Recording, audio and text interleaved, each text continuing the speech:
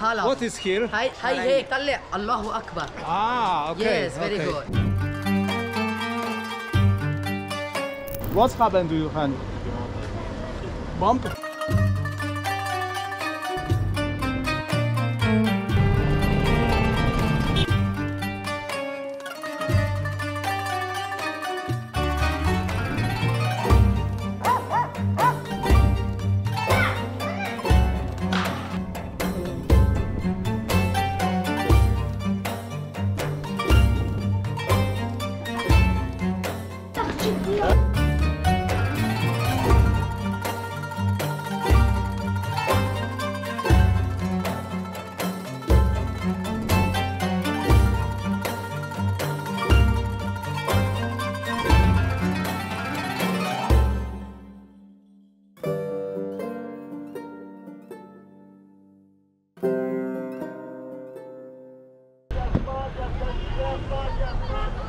Minęliśmy właśnie most, który wcześniej rozgraniczał miasto po połowie.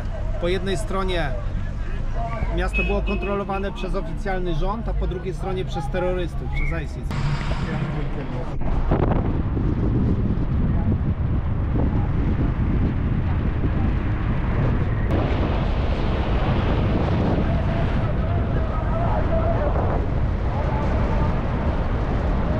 Arthur, don't take care of your money in your pocket. Jest. Okej, zobaczcie.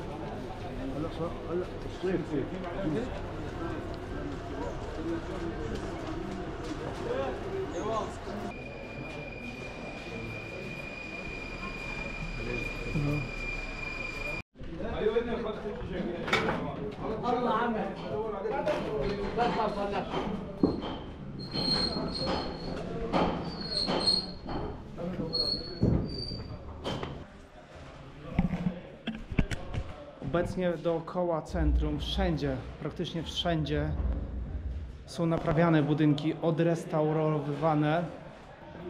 Każdy jeden budynek jest odnawiany, który da się jeszcze uratować.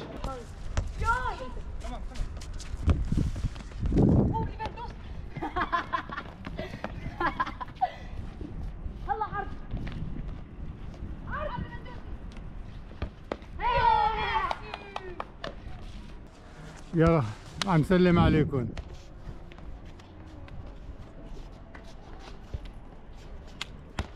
Tak żyją dzieci w Aleppo, zobaczcie. Na pewno dużo przeżyły. Sorry, trochę się zmęczyłem bieganiem z nimi. Ale zobaczcie, starają się żyć normalnie. Tak naprawdę nie wiadomo, ilu z nich straciło rodziny, rodziców, kolegów. Także mogę sobie tylko wyobrazić. Zobaczcie na to. Chłopaki idą mi towarzyszyć. I love you Polandę. I go in the home. Ah. I go in the home. How are you? Hello. How are you? I'm alright. How are you? Good, good, good. Good. Speak English. Yes. I don't know شو اسمه يعني. No? Let's come Yes. around. Show Yes. me. Yes. Volanda, Volanda. Polandę. Volanda, yes. Polandę. Yes. Lewandowski. Lewandowski. Happy? Happy. Happy life? Happy life. Mój przewodnik zabraniał mi chodzenia w takich miejscach. A. Musiałem go zostawić, żeby tu przyjść. لا ما فهم شيء. Sister Mazar. Sister? Sister Mazar. I don't know. Mazar. Mazar? Sister. Okej. Volanda. Polandę, Yes, jest? yes. Yes. Yes. إنه شهي جدا إيش دعوة. Chyba nie dadzą mi nic powiedzieć do kamery. Yes. Where food? Where food? Sorry? Delicious, delicious. Delicious food? إيش تاكلوا؟ إيه، إيش تاكلوا أنتوا؟ You food what? You food what? Lamp. Lamb. Shawarma. Batata. Patates. Shawarma. Chicken. Yes, very good. Chicken shawarma. Chicken. محشي. محشي. مشي Yes. يبرع. I don't know. هذه. Hummus. Yes, yes. Very This good. This is food Halabi. هلا. What is here? هاي شرقية شرقية. شرقية. هاي هيك طلع الله أكبر. Okej. Yes, very okej. good. Akbar. Dobra, idę z nimi, może mnie tutaj nie zawiją. You not school? You not in Yes, school? yes. Yes, yes. Finish? Finish today? Yes, yes. Finish. Okay. Over the time. I love school. You love school? Yes. صف 10 10 I am 10 studying. 10 Okay. And 10 who you want to be? Doctor? مهندس مهندس Mohandis? مهندس yes. I don't know what is this. مهندس عمارة Ah, okay. yes. Building. building Building. Building. A, chcę być And budowniczym. الله أكبر الله أكبر A, okej. جامع. Tutaj znowu świątynia.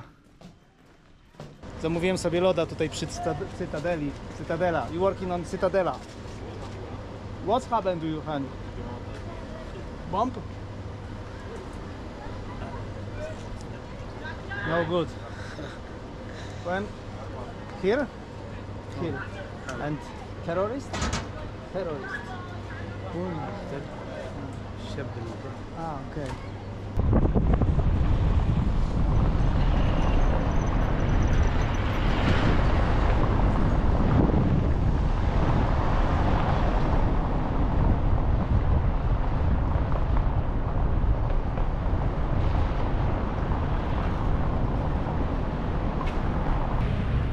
Widząc ten budynek w tle, pewnie pomyślicie to samo, co ja pomyślałem na początku, gdy zobaczyłem ten budynek.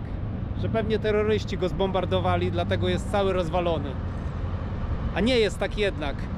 Oprócz tego, że była wojna domowa i że tutaj rozgrywały się ciężkie walki w tym mieście Aleppo, to jeszcze oprócz tego było trzęsienie ziemi.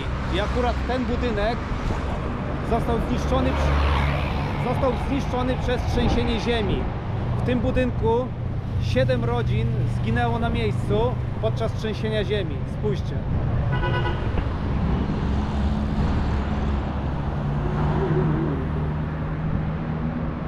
Przechodzę właśnie koło hotelu Sheraton. W czasie wojny domowej w 2013 roku, czyli już nawet 10 lat minęło, ten teren był zajęty przez ISIS i tutaj sobie stworzyli główną siedzibę w tym hotelu, no bo gdzie indziej. Tutaj mieli bardzo dobre warunki do mieszkania w porównaniu do tego, gdzie pewnie wcześniej zamieszkiwali, pewnie na pustyni gdzieś.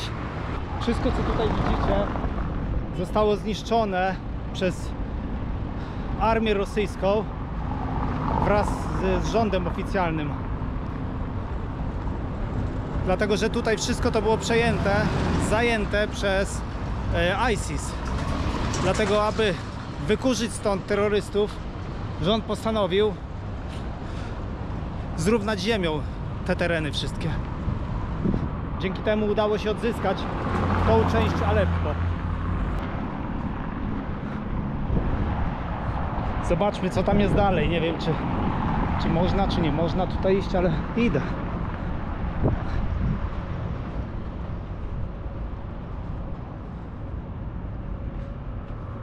Zobaczcie. Ja cię kręcę.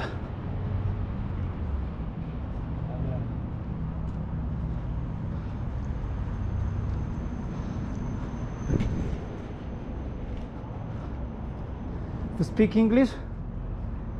عربي أنا. Arabic only. Okay, water? هلا وسهلا. Shop? هذا كله راح حرب. ايش بيصير؟ أنا ببيع هيك. أول قبل الحرب راح كله راح. أنا شو؟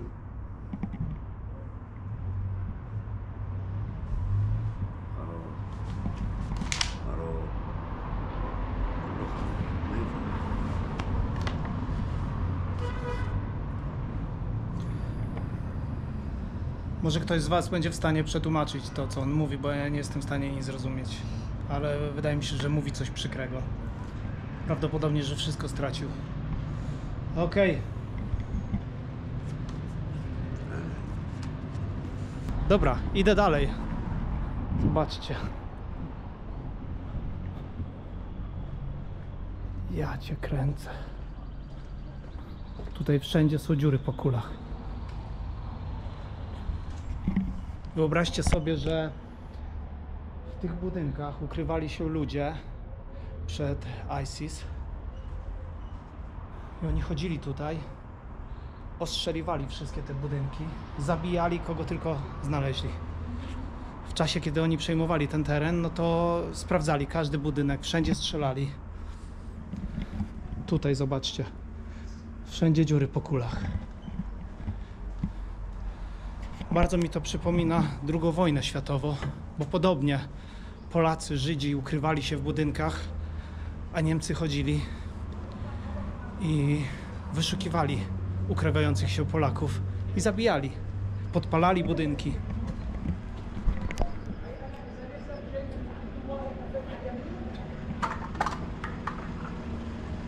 Straszne to jest wszystko, zobaczcie.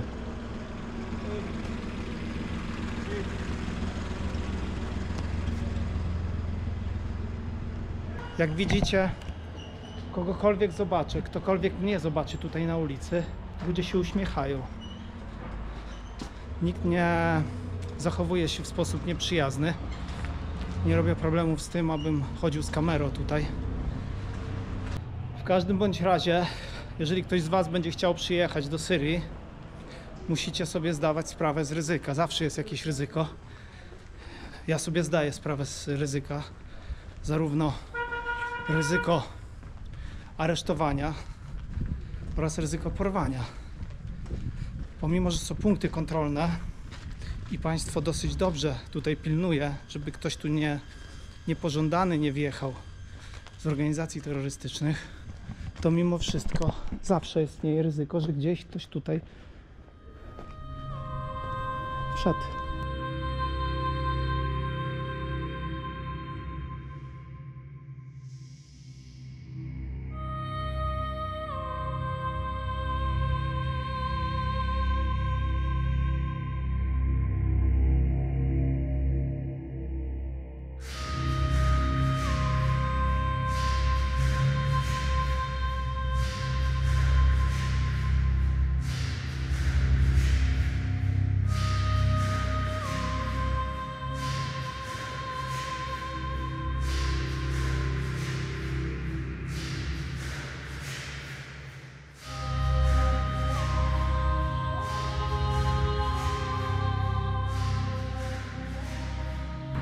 Rozmawiałem z kimś, kto zgodził się powiedzieć kilka słów na temat tego, jaka jest sytuacja ogólnie teraz tutaj.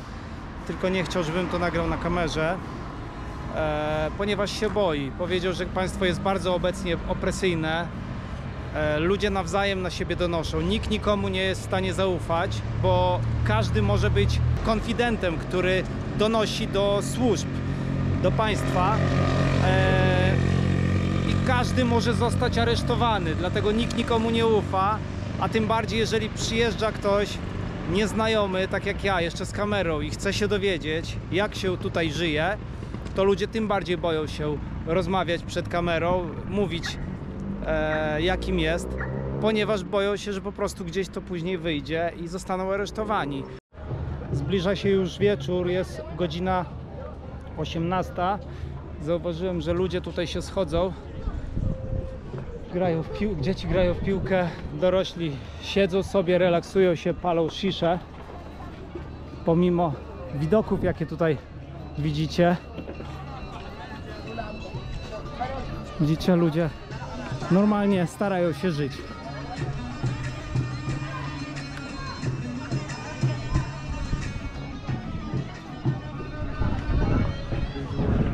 Ale ładnie tutaj, co nie? Egzotycznie. Gdyby nie te budowle zniszczone, to tutaj by było naprawdę pięknie.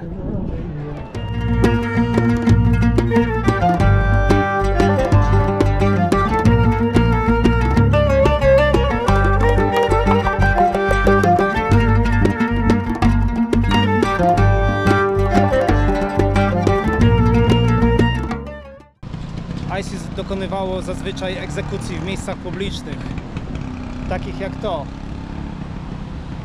Mogę się domyślić, że w tym miejscu też dokonywano egzekucji, głównie chrześcijan i niewiernych, tak jak oni to nazywali. Egzekucje były dokonywane publicznie aby przestraszyć społeczeństwo. I love Bologna. I love Bologna. Welcome Bologna. To są chłopaki, którzy nie wyjechali z kraju, nie próbują się przedostać przez granicę nielegalnie, nie robią zamieszania. Cieszę się, że siedzą tutaj, pracują, a nie próbują robić zamieszanie w Europie. Pamiętacie wcześniej na moim filmie, jak pokazywałem prowizoryczną stację paliw, gdzie przez lejek wlewali paliwo z karnistra. Zobaczcie tutaj, to jest oficjalna stacja paliw rządowa, zarządzana przez rząd. Kolejka.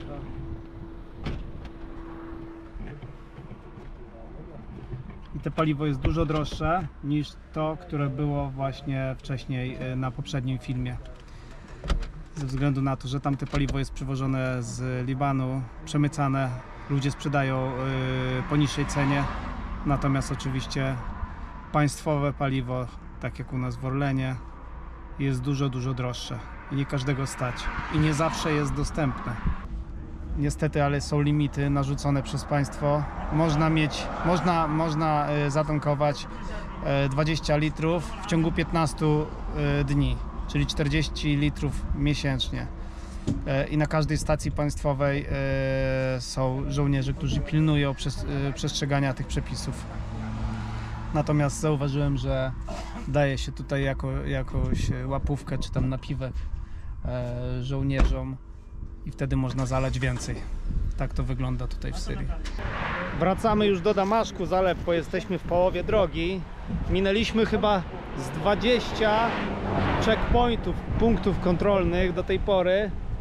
Wszędzie mój przewodnik musiał im pokazywać kopię planu podróży i za każdym razem tą kopię zabierali, także zrobił chyba z 50 ksero tych planów podróży i każdy na checkpoincie sprawdza i zabiera kartkę z planem podróży. Jakieś pół godziny temu, jak już wyjechaliśmy z Aleppo, zadzwonił do nas, do mojego przewodnika, zadzwonił jakiś oficer z policji, z tajnej policji, który dopytywał, czy wszystko ok, gdzie byliśmy, co robiliśmy, czy zauważył jakieś podejrzane zachowania moje, czy cokolwiek. I takich telefonów mój przewodnik dostał też wiele wcześniej już. Ja o tym nie wiedziałem, nie mówił mi o tym w ogóle, ale co chwilę tajna policja wydzwania do niego, dopytuje, gdzie jesteśmy, co robimy i tak dalej. Sprawdzają, czy ja nie przyjechałem tutaj, żeby może destabilizować sytuację w kraju, albo cholera wie, co jeszcze, co ja bym mógł tutaj zrobić takiego. Wzniecić bunt czy coś, nie wiem. No ale tak działa państwo opresyjne w tej chwili tutaj. Mnóstwo tajnej policji, wszędzie kontrolują, sprawdzają, monitorują każdy twój krok, gdzie się poruszasz. Nie wiedziałem o tym, powiem szczerze, że taka jest sytuacja w tym kraju.